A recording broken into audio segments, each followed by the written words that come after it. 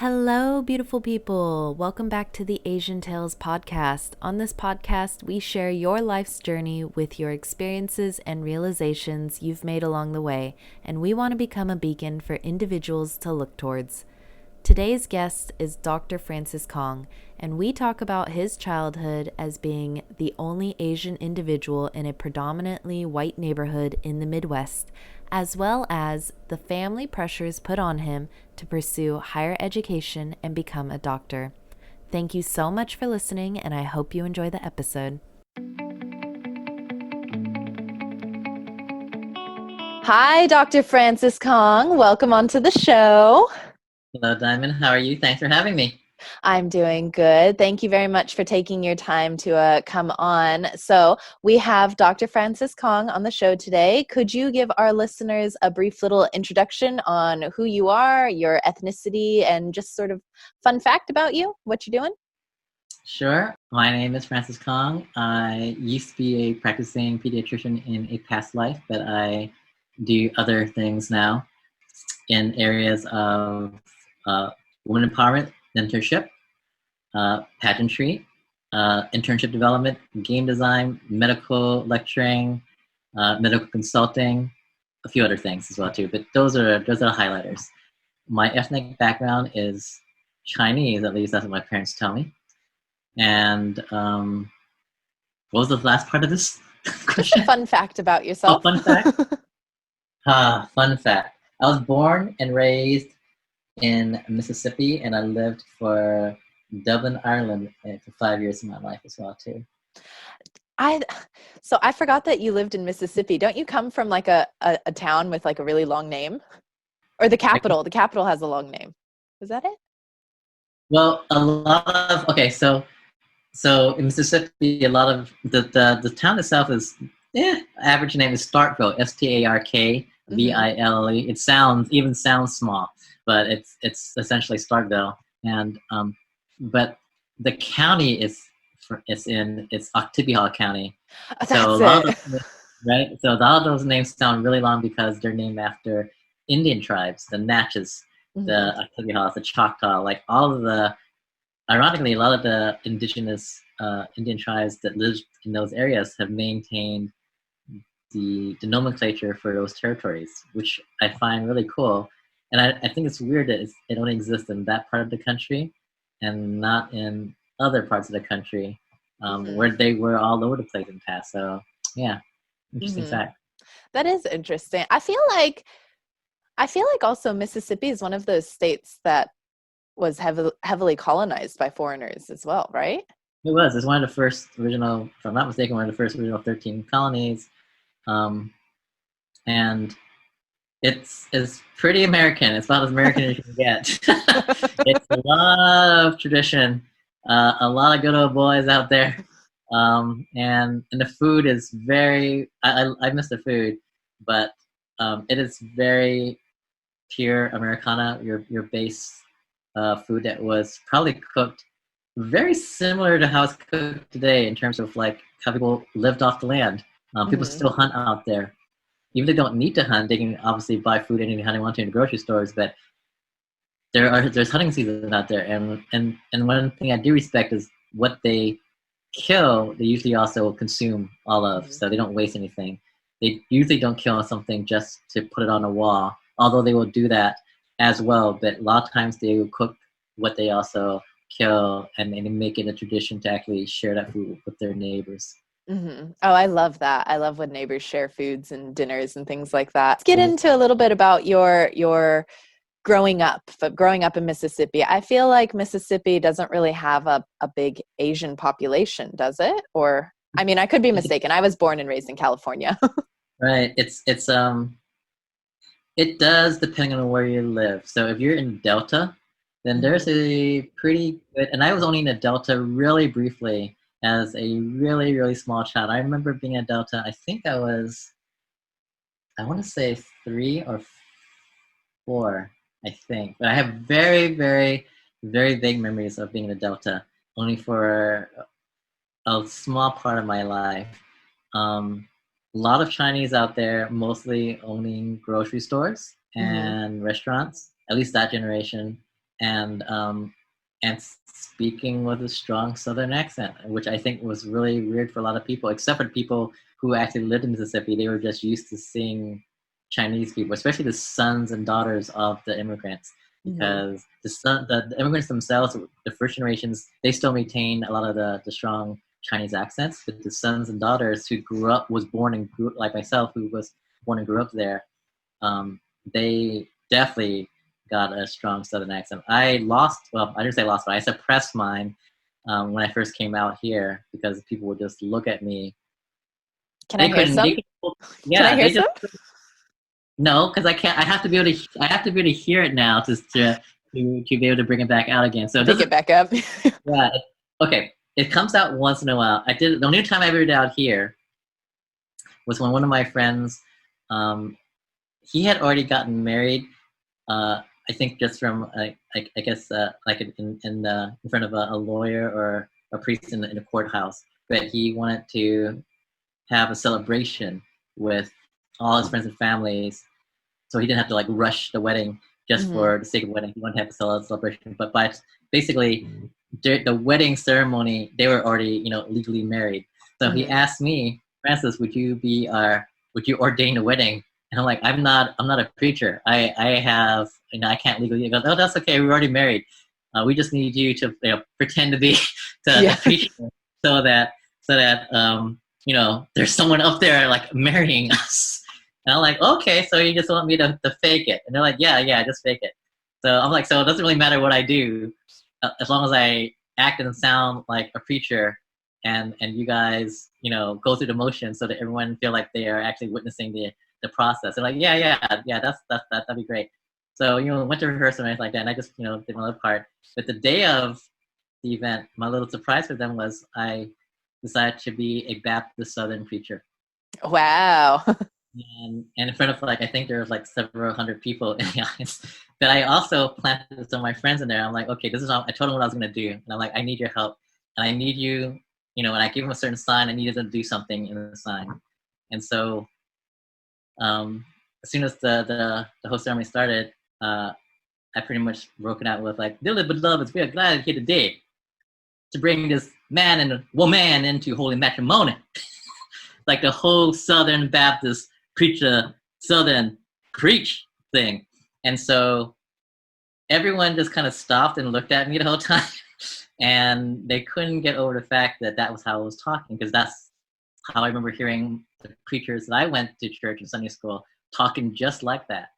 And at the very end of the ceremony, when I was saying, do you take this lawful wedded woman to be your lawful wedded wife? And he was like, yes, I do, and you may not kiss the bride. And of course, as soon as he kissed her, I raised my hand and I said, give me a hallelujah. And then all my plants in the audience jumped up and said, hallelujah. And then I was like, give me an amen. And they all jumped, the other group jumped and said, amen. And people were like, oh my God, what's going on? And then we kept that going the whole time while the end of the wedding was being celebrated. Wow. I wish I could have seen that.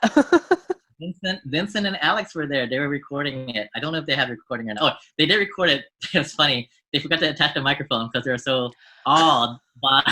They're like, wait, what's going on with Francis's voice? So they forgot to turn on the mic. Wow. So we don't even get to hear your Southern voice. It's a silent wedding. Yeah, it looked like a normal wedding, and they didn't capture the only part that made it different. So what about the area that you actually grew up in? Were you surrounded by other Chinese individuals, as a kid growing up? Nope. I would say there was one other Chinese family probably around me. I had one friend that was Chinese, but he moved away right after first grade, so I was kind of alone for the most part. Mm-hmm. There was one other Chinese family around as well too, but I really didn't have a chance to socialize that much with them. So it was just me. And that's really the only other Asian that I really had a connection with. My sister, but she wasn't around till way later on. But I was lucky that I had two friends, Caucasians, and I was very lucky because they were able to look past my skin color and accept me for who I was as a person. And I can't even thank them enough, because if it wasn't for them, and I think that's amazing that they were able to do that in that time, in that environment, and not even care how another kid's skin color looks, or what his name is, his last name is, or anything like that.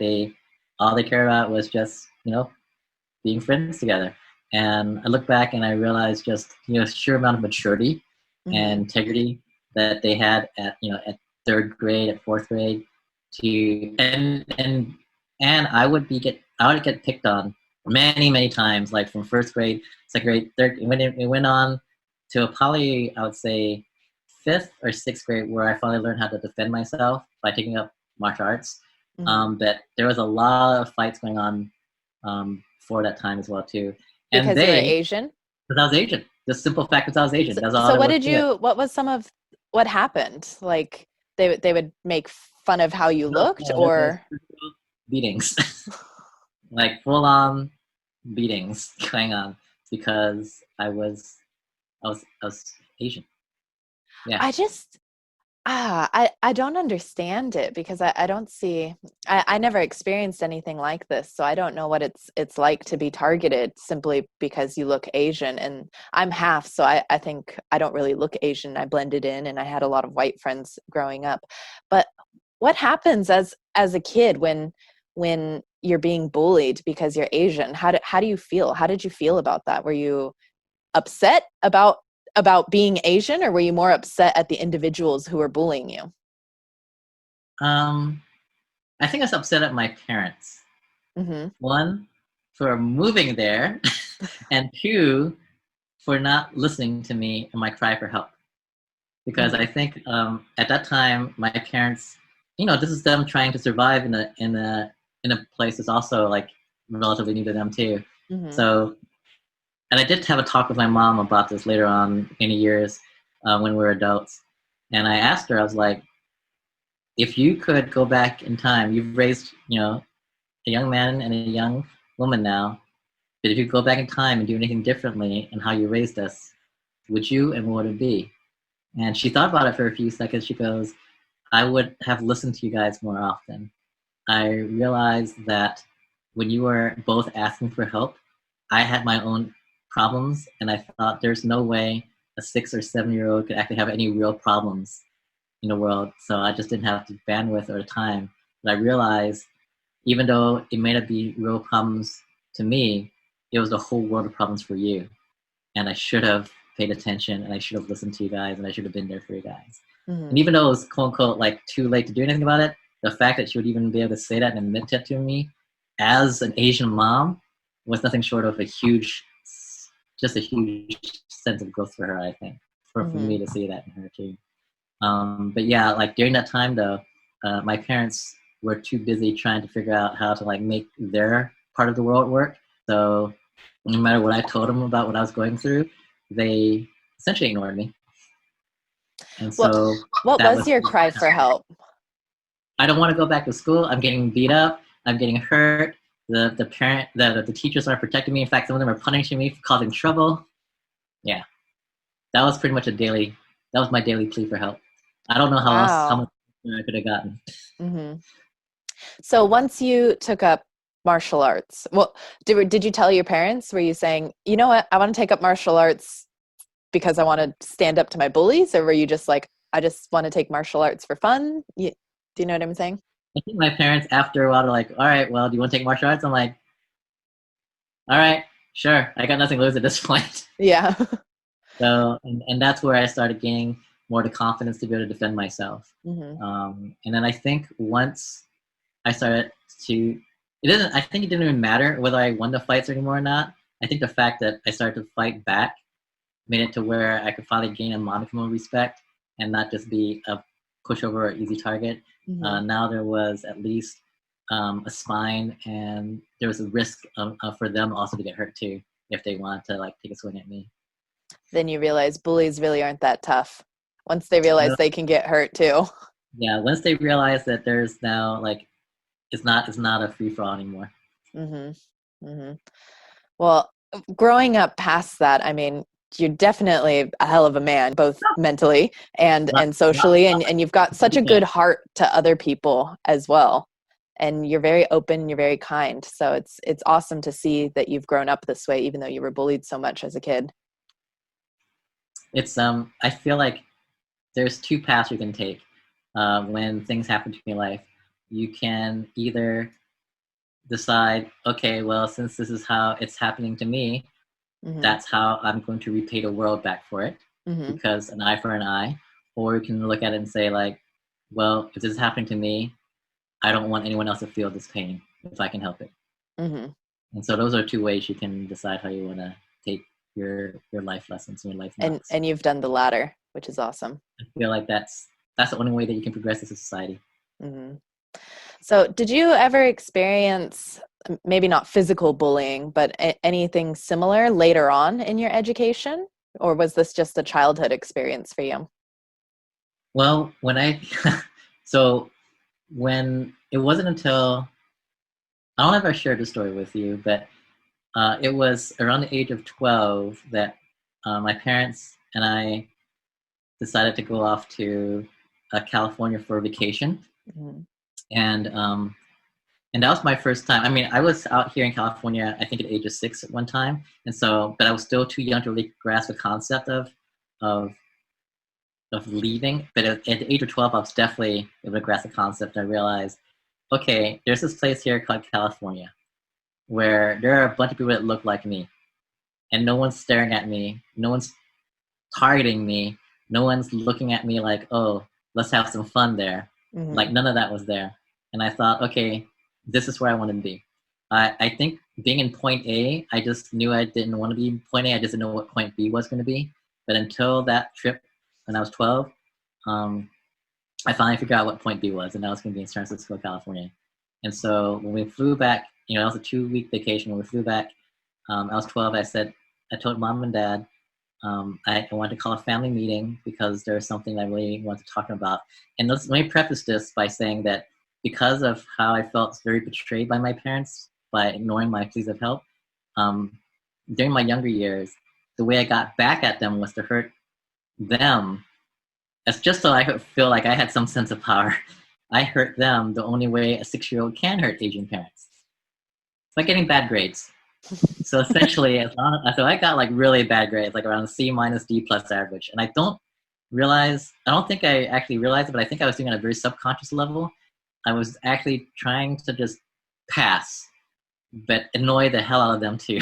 And so when I was 12, when I got this whole idea of how to finally get out of there, the family meeting, I said, Mom, Dad, here is my proposal for you. I'm going to be turning 13 soon. So for the next 2 years, between the age of 13 and 15, I want to do 3 things. And if I could do these 3 things, I would like for you to promise me one thing. And the 3 things I'm going to do is, number 1, I promise you for the next 2 years, I'm going to get a 4.0 across everything, like straight across. 4.0, A+ in every subject for 2 years straight. Number 2, one of the uncles and aunts, I'll see whether or not I can convince them to let me live with them if I get accepted to number 3, which was Lowell High School, which they knew because that's all my uncles and aunts talked about when they came out to visit, was how wonderful Lowell High School was for like a preparatory school. So if I get 4.0s, if Lowell High School accepts me, and if one of the uncles and aunts let me live with them for the 2, if I get in Lowell, then they have to, what I need from them is they have to let me go. That was it. And of course, they agreed to it because they thought there's no way I could 4.0s and get accepted. They're like, silly child. Yes, exactly. It's silly. And they're like, anything at all. Even if he gets from a D+ to a B-, that's still like progress, right? And so I made my caveat with them. I'm like, make sure you guys keep your promise, because if you don't keep your promise to me, I will flunk out of school on purpose to make sure everyone knows your child is a flunk out, which I know is the ultimate Chinese insult to a parent, right? And so for the next 2 years, from 13 to 15, I actually studied. First time in my entire life, I actually was committed to studying because I now had a motivation and a purpose. I had a mission I was on. And I got 4.0s across the boards and everything. My mom and dad were both happy and pissed off at the same time that I was conning them for like all those years.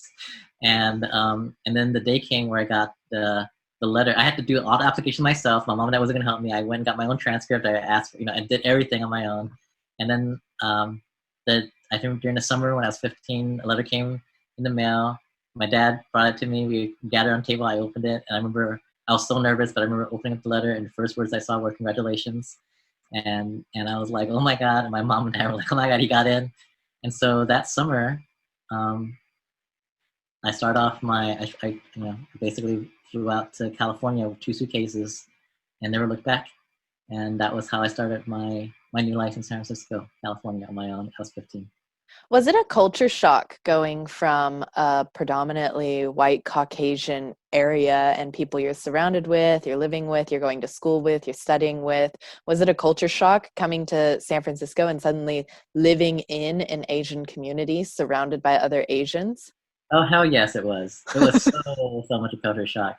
Back in Mississippi, when I was out there, and I think they've improved now, but when I was out there, I remember when I had to fill out forms, especially in school, there was, here's your choices: Black, white, other.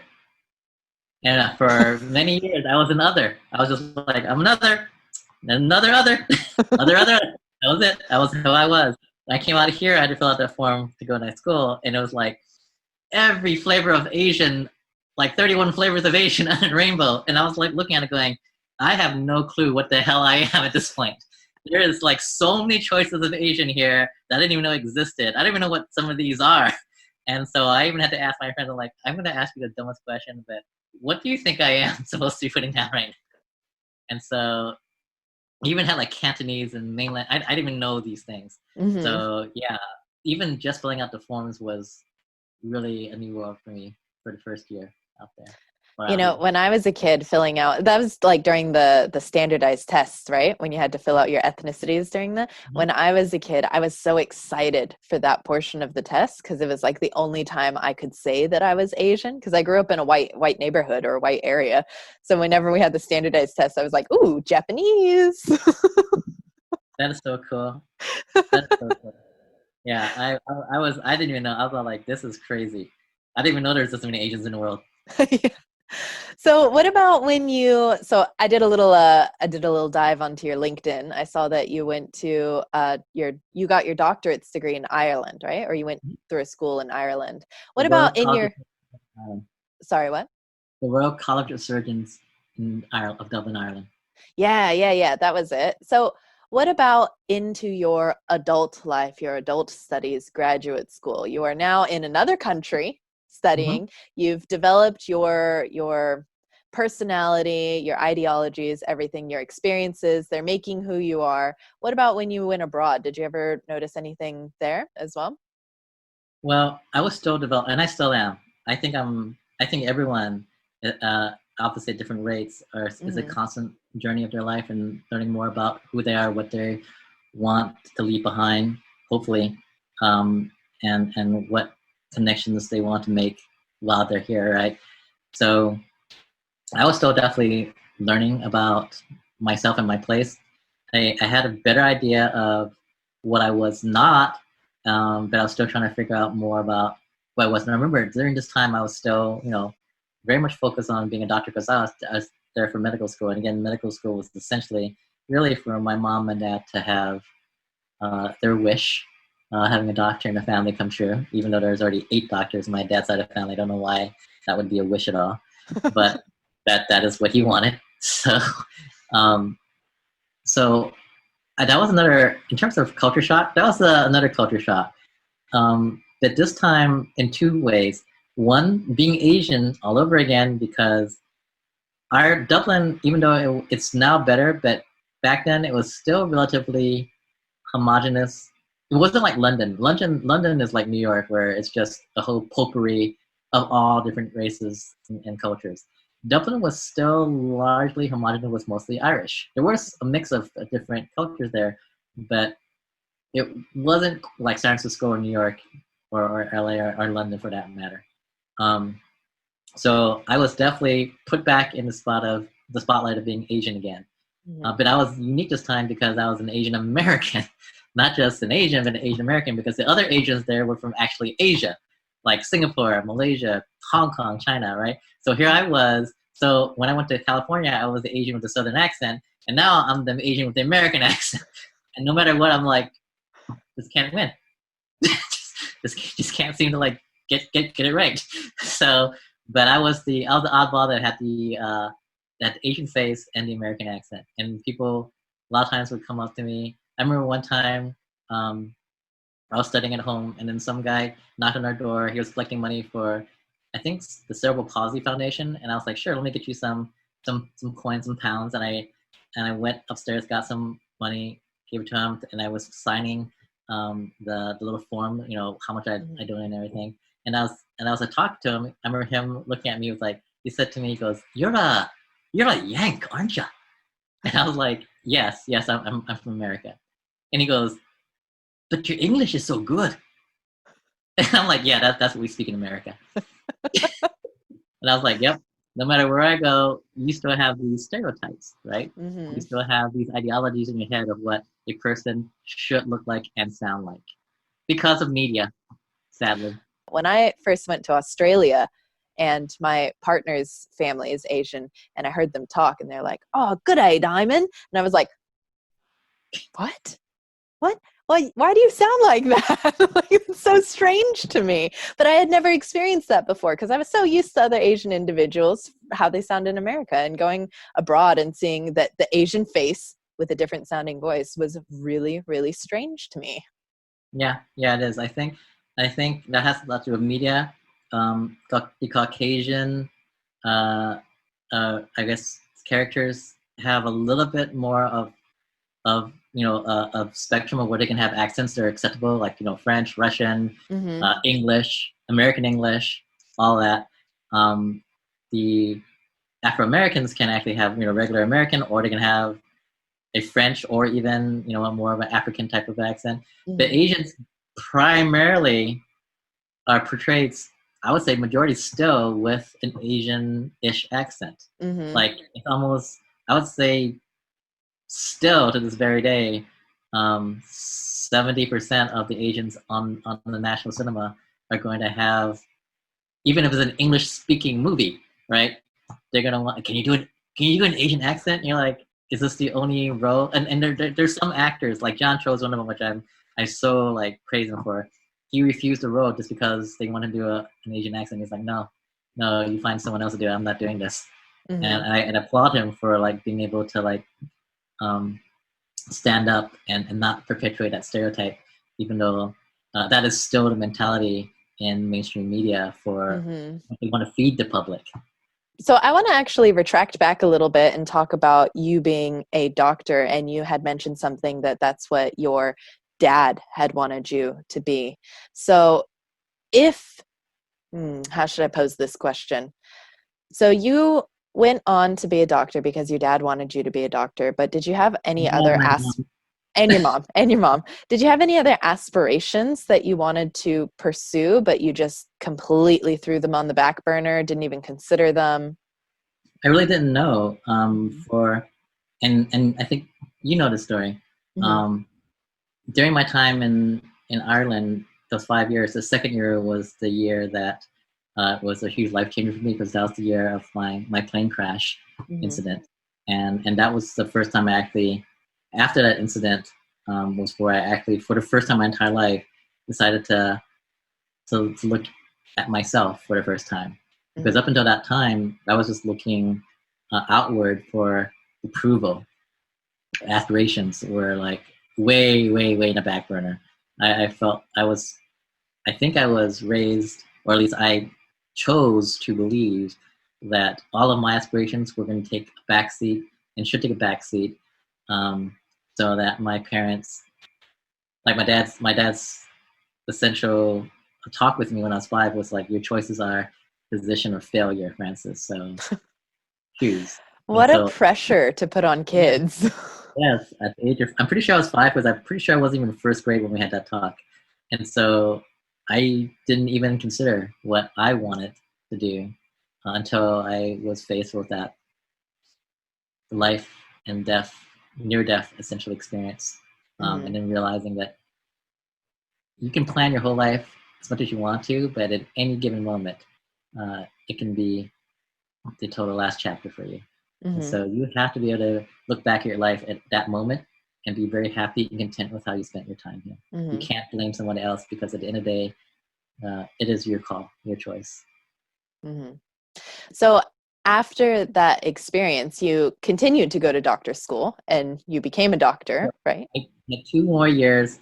And so after that experience, I did a quick bit of soul searching, and I realized I'm only 2 years from finishing. I pretty much spent 25 years to get here. I'm 95% done. If I was 50% of the way, I'd probably say, screw it, I'm not going to find what I want to do now. But at 95% complete, I was like, okay, let me just do the last 5%. Because I've come way, way too far at this point to just throw everything away at this point. Even though I've learned a whole new perspective, I am so close to doing this that I might as well finish this thing off. And then I'm going to give it a fair chance. I'm going to see whether or not I really like pediatrics. And I told myself I at least go through 2 to 2.5 years of just training it and just see if I liked it. I found out I did like the kids. The kids were amazing. I love the kids. Parents were okay. But the kids were really, really great. But I still love the innovation, the technology, the strategy, all the aspects that went into like new innovation business planning. And so eventually left the practice of medicine and went down the road of learning about entrepreneurship and startups. Didn't know what the hell I was doing, but again, found some really amazing mentors in that part of my life, that stage. And they taught me a lot of stuff that they learned along the way as investors and successful entrepreneurs of business planning, team building, fundraising, all that. So that was where I got my business chops. So you're actually the founder of Magnum Talks or Edge Interns? Right? Founder of Edge Interns. I am the co-founder and the curator of Magnum Talks. Okay. So how did that come about? So you were a doctor. You decided this isn't for me. Love the kids, not the parents, not for me. Most parents were okay. Some were questionable, and a few of them I remember were wonderful parents.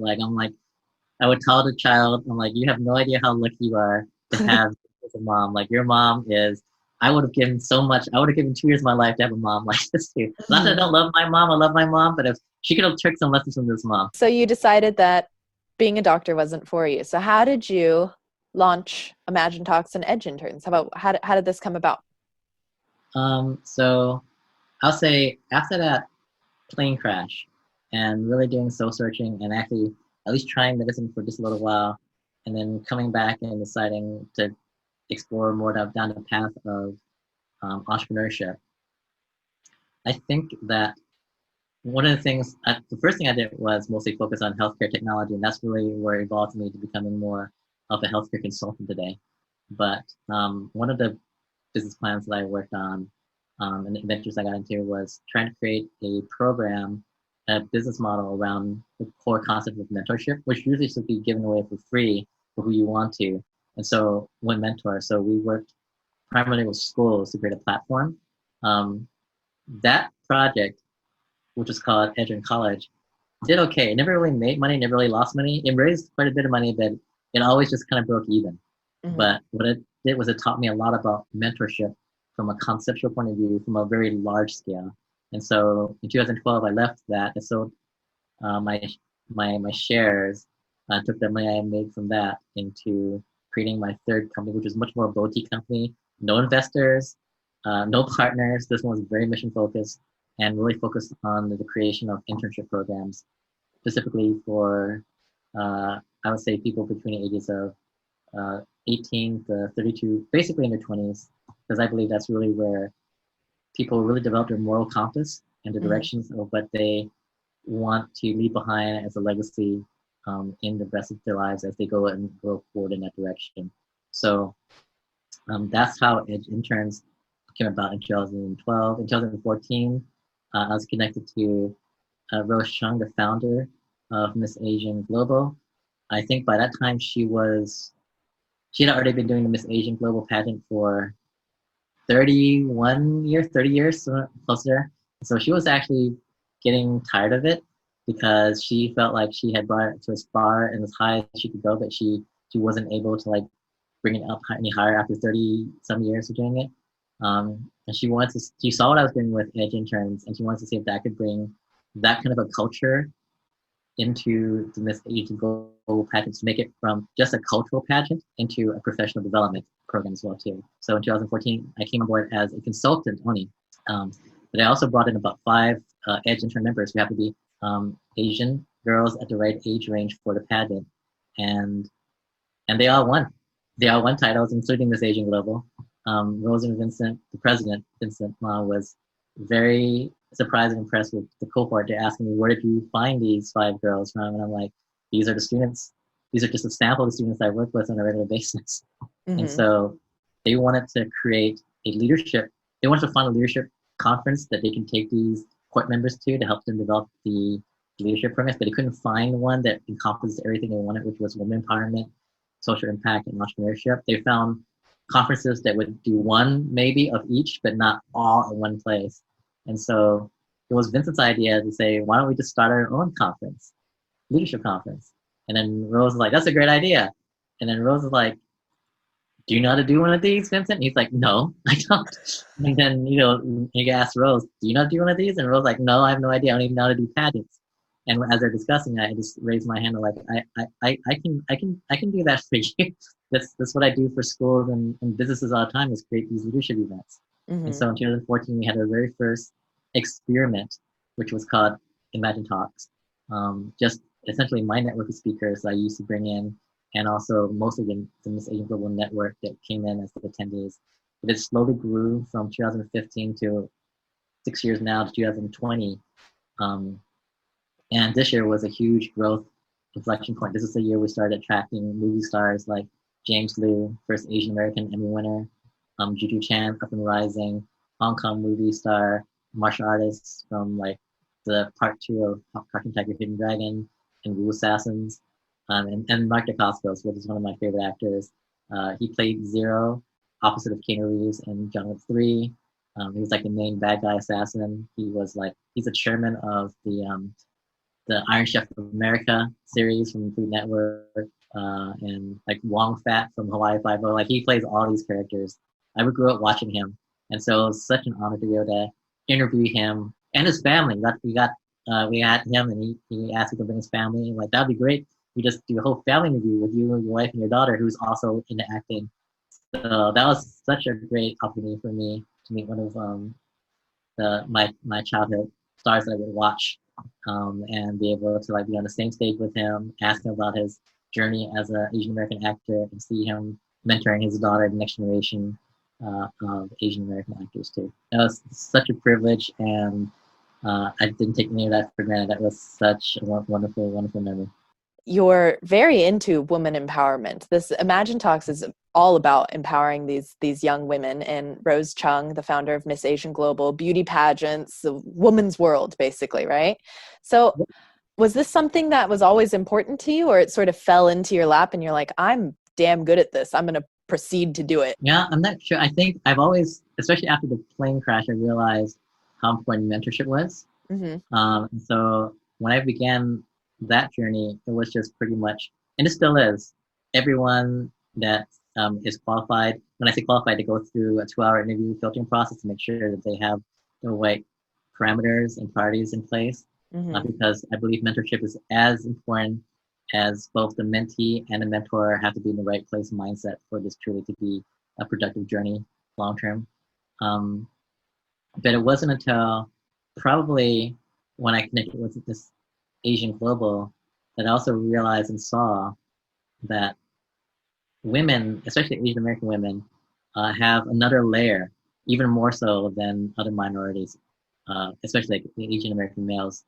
They do too, but there is this whole sense of just putting down them even more so, making it even harder for them to be acknowledged, to be heard, to be even seen.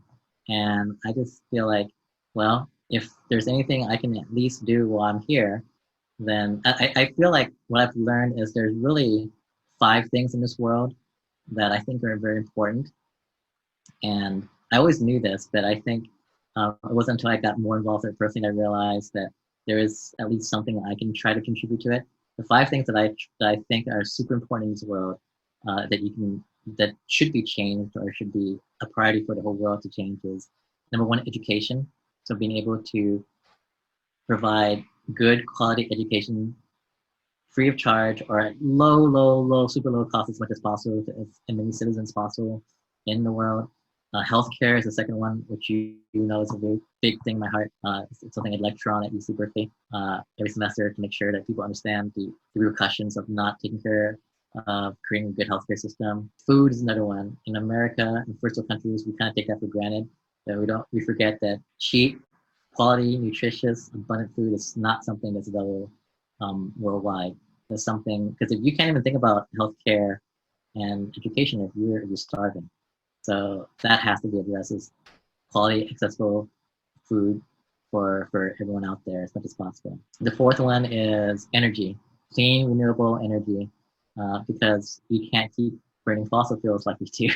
We need to have, and I think COVID has definitely shown us like how we need to be much more conscientious of the environment and really focus on clean, renewable energy sources that will last for generations to come.